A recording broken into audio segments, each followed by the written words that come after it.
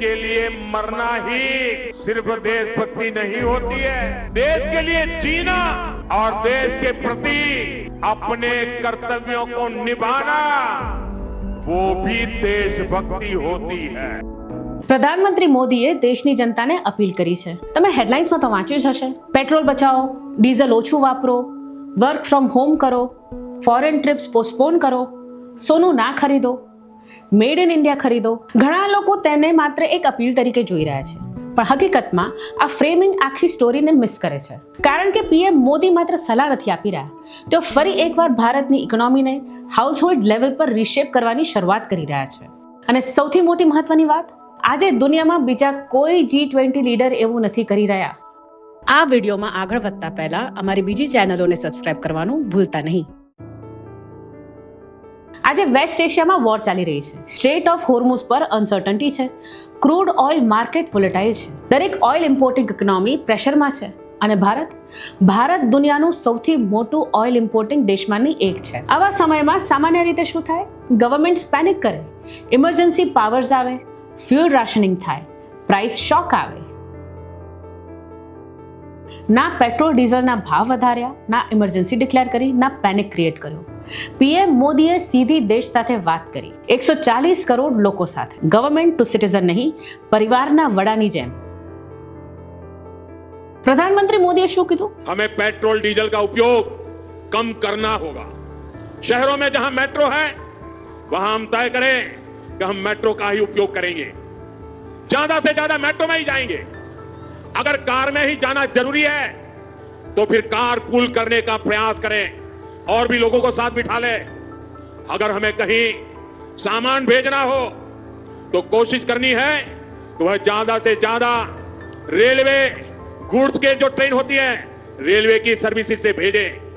Carpool કરો, metro વાપરો, રેલથી માલ મોકલો, ઈવી એડોપ્ટ કરો, વર્ક ફ્રોમ હોમ પાછું લાવો, ફોરેન હોલિડે પોસ્ટપોન કરો, ઇન્ડિયામાં જ લગ્ન કરો, 1 વર્ષ સુધી ગોલ્ડ ખરીદવાનું ટાળો, મેડ ઇન ઇન્ડિયા પ્રોડક્ટ્સ ખરીદો. ખેડૂતોને કીધું કેમિકલ ફર્ટિલાઇઝર્સ પર ડિપેન્ડન્સ ઓછી કરો, નેચરલ ફાર્મિંગ અપનાવો, ડીઝલ પમ્પ્સની જગ્યાએ સોલર પમ્પ્સ વાપરો. હવે સાંભળવામાં તો આ બધું નાનું એડજસ્ટમેન્ટ લાગે, પણ જો ધ્યાનથી જુઓ તો આ માત્ર એક એડવાઇસ નથી. આ ડિમાન્ડ સાઇડથી રિસ્ટ્રક્ચરિંગ છે ઇન્ડિયન ઇકોનોમીની. ઘર ઘર સુધી પહોંચતી ઇકોનોમિક સ્ટ્રેટેજી છે. અને સૌથી મોટી વાત, ના કોર્શન, ના ઓર્ડિનન્સ, ના ઇમરજન્સી, માત્ર અપીલ.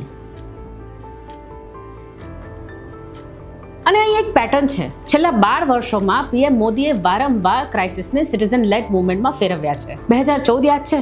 Give it up. हम अगर आर्थिक रूप से संपन्न है,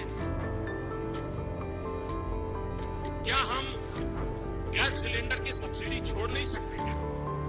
જે લોકો એલપીજી સબસિડી અફોર્ડ કરી શકે છે તેમને વોલન્ટરી સબસિડી છોડવાની અપીલ કરી.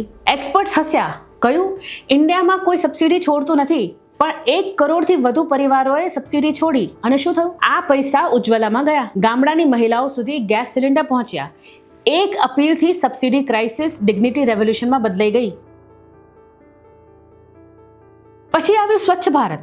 પીએમએ ખુદ સાવરણી ઉઠાઈ, ઓપન ડેફિકેશનને નેશનલ શેમ બનાવ્યું, લોકો મજાક ઉડાઈ, કહ્યું કે ફોટો ઓપ છે. પણ પછી 12 કરોડ ટોયલેટ્સ બન્યા, એક સંપૂર્ણ જનરેશનની મહિલાઓને ડિગ્નિટી મળી. આ ટોયલેટ્સ પીએમ મોદીએ એકલા નથી બનાવ્યા, દેશે બનાવ્યા, કારણ કે અપીલને લોકોએ સિરિયસલી લીધી.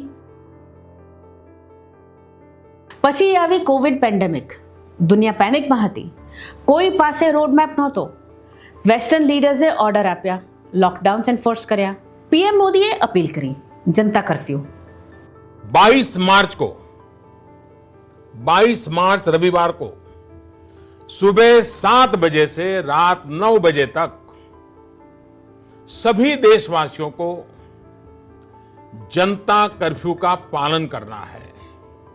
मेरा सभी देशवासियों से ये आग्रह है कि आने वाले कुछ सप्ताह तक जब बहुत जरूरी हो तभी अपने घर से बाहर निकलें. એક્સપર્ટ્સ ફરી હસ્યા, કહ્યું કે કોઈ ફોલો નહીં કરે, પણ આખો દેશ એક દિવસ માટે અટકી ગયો. પછી આવ્યું થાળી વગાડો, દીવો પ્રગટાવો, હેલ્થ કેર પ્રોવાઇડર્સને થેન્ક યુ કહેવા માટે. रविवार को शाम को 5 बजे 5 मिनट तक ऐसे लोगों का आभार व्यक्त करें। और आभार कैसे व्यक्त करेंगे? ताली बजा करके, थाली बजा करके, घंटी बजा करके हम उनके प्रति अपनी कृतज्ञता व्यक्त करें।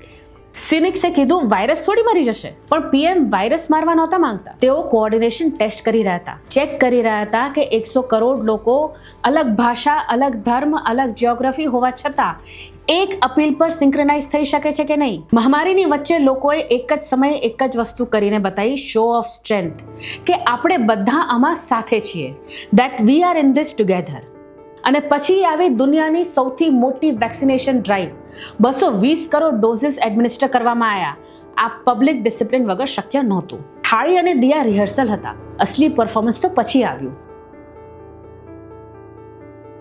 હવે ફરી ક્રાઇસિસ છે. West Asia, oil shock, forex pressure અને પીએમ મોદીની ફરી એ જ પ્લેબુક છે. Citizens as policy leverage, behaviour change as economic strategy. આ બહુ મોટું છે, કારણ કે દુનિયાના મોટા ભાગના લીડર્સ ઇકોનોમીને માત્ર પોલિસીથી ચલાવે છે. પીએમ મોદી ઇકોનોમીને બિહેવિયરથી પણ ચલાવવાનો પ્રયાસ કરે છે.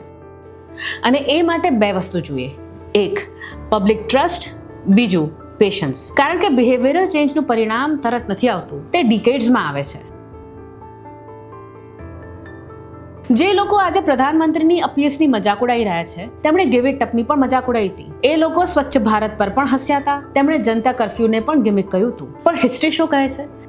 દર વખતે દેશ પીએમ મોદીની અપીલને સિરિયસલી લે છે, કારણ કે લોકો સમજે છે આ અપીલ્સ માત્ર સિમ્બોલિક નથી, આ નેશન બિલ્ડિંગ છે. હોર્મુઝ ક્રાઇસિસ તો કાલે પૂરી થઈ જશે, ઓઇલ પ્રાઇસીસ ફરી સ્ટેબલ થઈ જશે, પણ હેબિટ્સ રહી જશે. કાર પુલિંગ નોર્મલ બનશે, ઈવી એડોપ્શન વધશે, મેડ ઇન ઇન્ડિયા કન્ઝમ્પશન વધશે, નેચરલ ફાર્મિંગ સ્કેલ થશે, અને આ બધું મળીને બિલ્ડ કરશે ઇન્ડિયાનું સિવિલાઇઝેશનલ મસલ. પીએમ મોદીનું મોડલ આ જ છે. ક્રાઇસિસને માત્ર સર્વાઈવ નથી કરવાની, પણ તેને નેશનલ ટ્રાન્સફોર્મેશનમાં કન્વર્ટ કરવાની છે. અને છેલ્લા 12 વર્ષનો રેકોર્ડ એક વાત સ્પષ્ટ કહે છે, જ્યારે મોદી દેશ પાસે કંઈક માંગે છે, દેશ ના નથી કહેતું.